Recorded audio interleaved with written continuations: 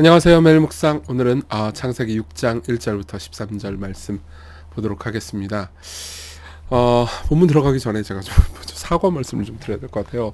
제가 어제 녹화를 하는데 아담이 이제 에녹이 태어났을 때 아담이 720살이라고 얘기를 했어요. 근데 제가 잘못 봤습니다. 네, 제가 그 해당 영상의 댓글로 사과문도 올렸는데 제가 622세였습니다. 근데 이제 전체적인 메시지에는 달라지는 게 아무것도 없으니까 여러분 양해 부탁드립니다. 죄송합니다. 네. 네, 본문을 보겠습니다. 네, 너그럽게 용서해 주십시오. 그래서 오늘은 좀 철저하게 다시 본문을 봤습니다. 6장을 보면은 이제 하나님께서 분노하시는 장면이 나옵니다. 굉장히 슬픈 이야기죠. 그래서 이제 노아의 홍수 이야기의 전주곡이 이제 여기서 들리는데요. 본문의 내용을 좀 한 번씩 좀 잘 뜯어보겠습니다. 사람이 땅 위에 번성하기 시작할 때 그들에게서 딸들이 나니 하나님의 아들들이 사람의 딸들의 아름다움을 보고 자기들이 좋아하는 모든 여자를 아내로 삼는지라, 이렇게 돼 있습니다. 이게 뭘까요? 이거는 이제 학자들마다 의견이 굉장히 많이 갈라지는 부분입니다. 사실 창세기 6장은 좀 신학자들이 좋아하는 부분이에요. 왜냐하면 논쟁거리가 많거든요. 근데 이제 제 생각에는 가장 좀 많은 정통적인 학자들이 선호하고, 그리고 이제 본문의 전후 문맥과 좀 잘 어울리는 해석을 여러분들에게 이제 쭉 제시를 해드리겠습니다. 여기서 이제 하나님의 아들과 사람의 딸들은 누구냐, 이런 생각이 들 수 있잖아요. 굉장히 은유적인 표현이죠. 그러니까 이 모세 당시에는 누구나 좀 쉽게 이해했을 것 같습니다.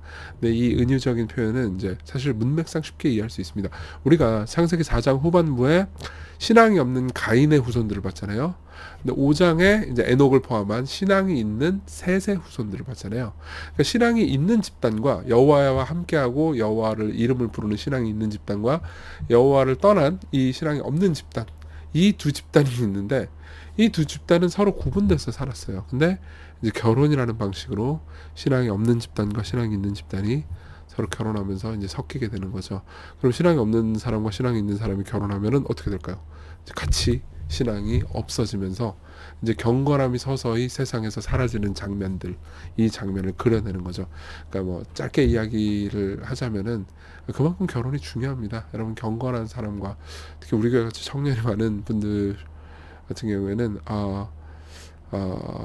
이 너무 중요하죠. 경건한 분들과 같이 가정을 이루는 게 중요한 것 같습니다. 경건한 사람이 너무 없다, 이렇게 생각하시는 분들이 많은데, 네, 지금 이 얘기를 다 할 수는 없고 목회자로서 노력하겠습니다. 자, 일단 넘어갑시다. 근데 여호와께서 말씀하십니다. 나의 영이, 성령이 영원히 사람과 함께 하지 아니하리니 이는 그들이 육신이 됩니다. 육신이 됐다는 거는 이제 경건하지 않게 됐다는 거죠. 다 이제 통혼을 통해서 불경건하게 되어버렸어요. 그러나 그들의 날은 120년이 되니라. 이 120년이 뭘 의미할까요?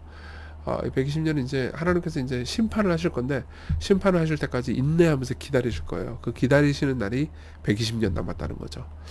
근데 당시 땅에는 네피림이 있었고, 그 외에는 하나님의 아들들이 사람의 딸들에게 들어와 자식을 낳았으니 그들은 용사라, 고대의 명성 있는 사람들이었더라, 이렇게 말합니다. 이 네피림은 누굴까요? 이제 정확히 이것도 학자들마다 의견이 있지만은 이제 굉장히 힘 있고 강력한 이 군사들, 그리고 폭력을 행하는 불량배 깡패들 같은 존재들을 의미합니다. 그러니까 고대의 명성 있는 사람들인 거죠. 지금의 그 위험차고 약자들을 보호하는 군인들을 가리키는 게 아니고 폭력을 휘두르는 사람들을 가리키는 겁니다. 좀 이따 11절부터 그 이야기가 좀 더 본격적으로 등장할 겁니다. 근데 이제 하나님께서 어떻게 하냐? 사람의 죄악이 세상에 가득함과 그의 마음으로 생각하는 모든 계획이 항상 악할 뿐임을 보십니다. 그러니까 무슨 말이냐면, 자, 우리 보세요. 아담이 타락했죠. 우리가 봤단 말이에요. 아담이 타락한 건 과일 하나 따먹은 거잖아. 별거 아닌 것처럼 보이잖아요. 근데 그 다음에 어떻게 됐죠? 형제가 형제를 죽여요. 그 다음에 부모가 자식을 죽여요. 그 다음에 문화는 한편으로 발달하지만 계속돼서 폭력과 죽음의 문화가 시작되죠. 그러고 나서 그 죽음의 문화가 이제 아담이 교만해서 내가 신이 될 거야 라고 선택했던 그 결과가, 그 교만이 점점 세상에 퍼져서 완전히 폭력이 세상을 통치할 정도로 됐던 거죠. 그러니까 그 모든 것을 보시면서 땅 위에 사람 지으셨음을 한탄하사 마음에 근심하세요. 하나님께서 슬퍼하십니다. 엄청나게 슬퍼하십니다. 그래서 뭐라고 그러냐, 이르시되 내가 창조한 사람을 내가 지면을 쓸어버리되 사람으로부터 가축과 기는 것과 공중의 새까지 그리하느니 이는 내가 그것들을 지었음을 한타람이니라 하시니라. 이 한타람이라는 단어가 나함이라는 단어인데 이 단어가 그러니까 후회하고 고통스럽고 괴로워한다 이런 의미입니다. 그러니까 사실 지금까지 하나님께서 감정을 드러낸 장면이 없었거든요. 근데 이 부분에서 이제 하나님께서 감정을 드러내시죠. 죄를 보면서 너무너무 고통스러워 하시는 거예요. 그럼 이제 여러분들은 이런 생각이 들 겁니다. 아니 하나님 이거 그렇다고 다 죽여버리고 심판하면 됩니까? 이런 생각이 들 텐데 조금만 더 기다려보세요. 그러나 노아는 여호와께 은혜를 입었어요. 노아는 왜 그렇습니까? 의인이고 당대의 완전한 자였고 하나님과 동행하는 사람이었으니까요. 노아는 죄를 하나도 안 지었다 이런 의미가 아닙니다. 오히려 그때의 세상의 문화와 떨어진 거룩한 삶, 그러니까 대항 문화를 가지고 있었다. 새로운 하나님 중심적인 라이프 스타일을 가지고 있었다. 이렇게 볼 수 있는 거죠. 며칠 전에 우리가 봤죠, 그렇죠? 근데 그 노아가 이제 아들을 낳았어요. 셈과 함과 야벳이죠. 근데 그때는 어떤 때냐?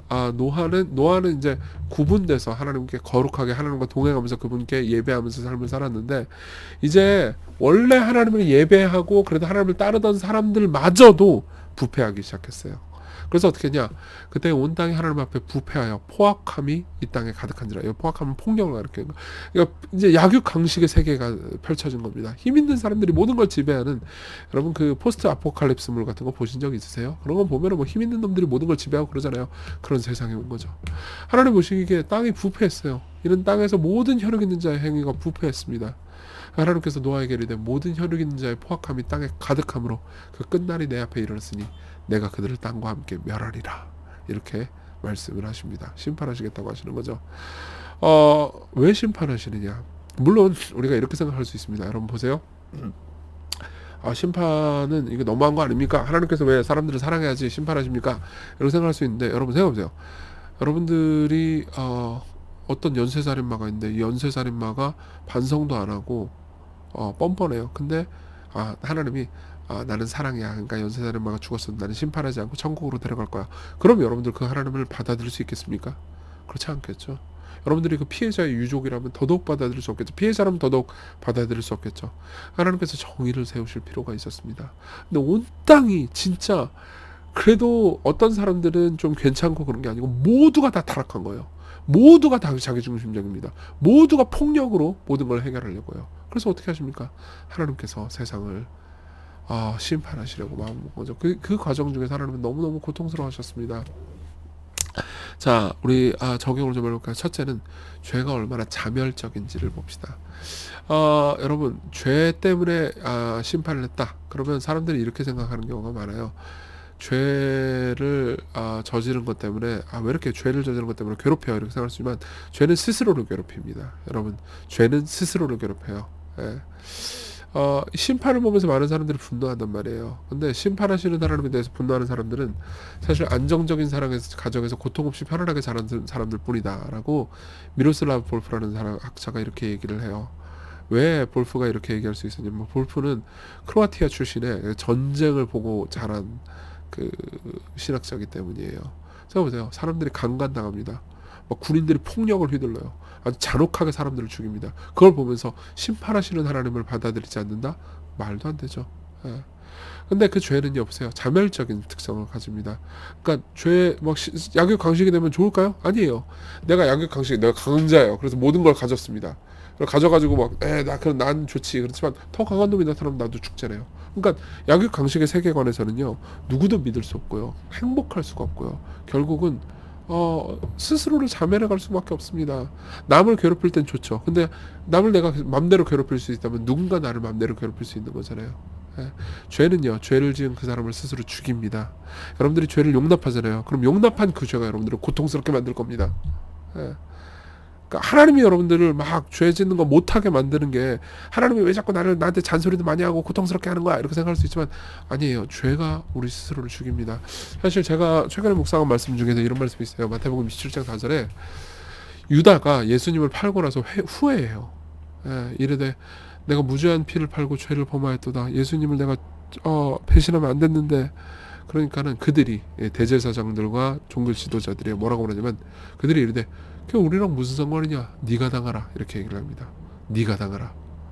이게 무슨 말인지 이해되세요? 여러분 보세요. 죄는요 항상 달콤한 유혹을 우리에게 던집니다. 야, 네가 이 죄를 저지르면 행복할 거야. 네가 이 죄를 저지르면 좋을 거야. 괜찮을 거야. 근데 죄를 실제로 저지르잖아요. 그러면 서서히 여러분들 삶이 피폐해지고 황폐해진다는 걸 알게 돼요. 하나님과의 거리가 멀어지고 스스로 행복하지 않다는 걸 알게 돼요. 결국은 삶이 괴로워집니다. 그러면 나중에 아이씨 이거 내가 행복하지 않잖아. 그럼 죄는 항상 여러분들에게 말합니다. 야, 그게 무슨 상관이야? 네가 당해. 죄는 여러분들을 책임지지 않습니다. 죄는 여러분들을 책임지지 않습니다.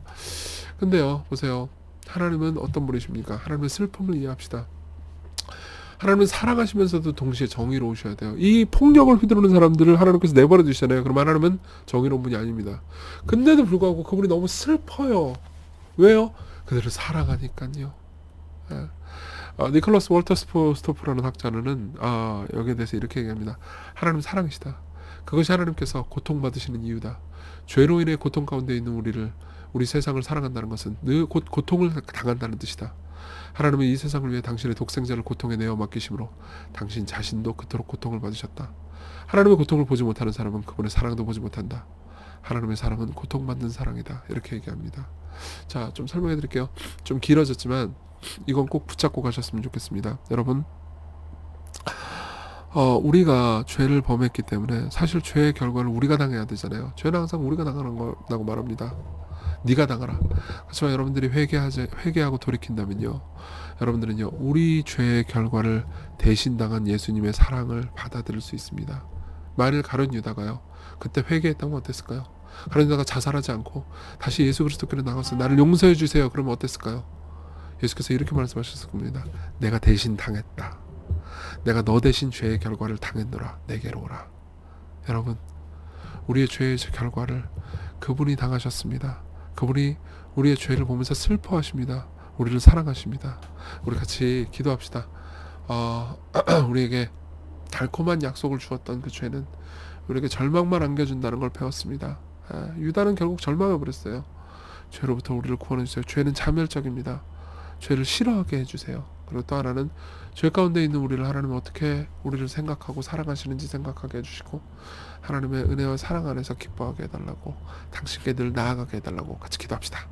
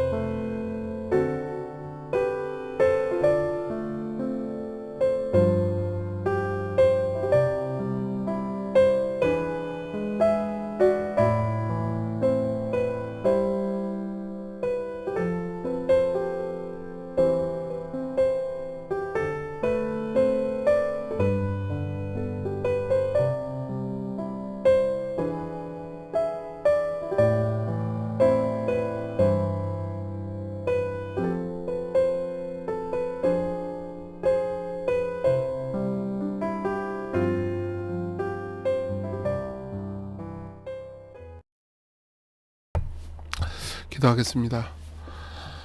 죄는 우리에게 행복을 약속하지만 늘 우리를 배신합니다. 하나님, 우리가 당신을 따르게 해주십시오. 당신은 우리를 잠시 고통스럽게 하는 것처럼 보이지만 우리를 사랑하십니다. 당신을 즐거워하며 우리를 위해서 오늘도 안타까우시는 당신의 마음을 우리가 알게 해주세요. 예수님 이름으로 기도했습니다. 아멘. 하나님의 은혜 안에서 오늘 행복한 하루 보내세요.